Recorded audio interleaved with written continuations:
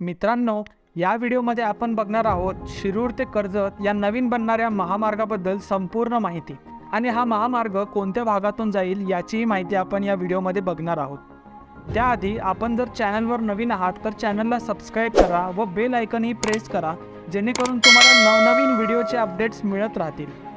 पुणे नगर रस्त्यावरील वाहतूक कोंडी सोडवण्यासाठी शिरूर ते खेड आणि खेड ते कर्जत असा नवीन महामार्ग सार्वजनिक बांधकाम विभागाने म्हणजेच PWDने होणार आहे। या मार्गामुळे मराठवाडा येथून मुंबईला जाणारी वाहतूक आता शिरूर खेड मार्गे थेट कर्जतला जाऊ शकणार आहे।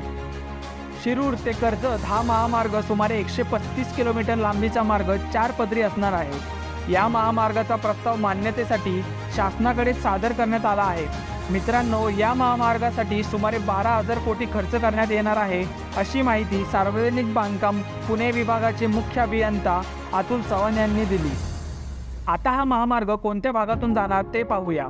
हा महामार्ग शिरूर, पाबळ, राजगुरुनगर, शिरवली मार्गे पायीट, वांद्रे, कर्जत असा सुमारे 135 किलोमीटरचा महामार्ग असेल। कर्जत मार्गे पुढे पनवेल आणि उरणला जोडला जाईल।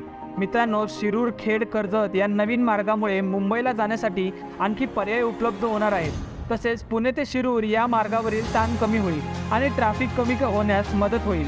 तसेच या मार्गामुळे औद्योगिक आणि कृषी क्षेत्रालाही चालना मिळेल। मित्रांनो, या मार्गाच्या भूसंपादनासाठी तसेच रस्ते बांधण्यासाठी सुमारे 12,000 कोटींचा खर्च प्रस्तावित आहे। या रस्त्यावरील दैनंदिन वाहनांची संख्या खूप जास्त असल्याने हा प्रोजेक्ट मार्फत 10 वर्षात या प्रकल्पाचा खर्च वसूल होऊ शकतो, असे चव्हाण यांनी सांगितले। या प्रकल्पामुळे या प्रदेशातील व्यापाराला चालना मिळणे आणि वाहतूक पायाभूत सुविधा सुधारणे आणि रोजगार आणि आर्थिक क्रियाकलाप निर्माण होणे अपेक्षित आहे। मित्रांनो, हा महामार्ग 2 टप्प्यात बांधला जाईल। पहिल्या टप्प्यात सुमारे 60 किलोमीटरचा चौपदरी महामार्ग आणि दुसऱ्या टप्प्यात उर्वरित 50 किलोमीटरच्या बांधकामाचा समावेश असेल। हा प्रकल्प कनेक्टिव्हिटी वाढवण्यासाठी आणि व्यापाराला चालना देण्यासाठी मोठ्या योजनेचा एक भाग आहे। महामार्गांमुळे केवळ चांगली कनेक्टिव्हिटी मिळणार नाही, तर शिरूर, कर्जत आणि पुणे दरम्यानचा प्रवासही कमी होईल। तर धन्यवाद मित्रांनो, आजच्या व्हिडिओसाठी एवढेच। व्हिडिओ कसा वाटला कमेंट्समध्ये जरूर नक्की सांगा आणि सबस्क्राइब करायला विसरू नका। भेटूया पुन्हा एकदा नवीन व्हिडिओमध्ये।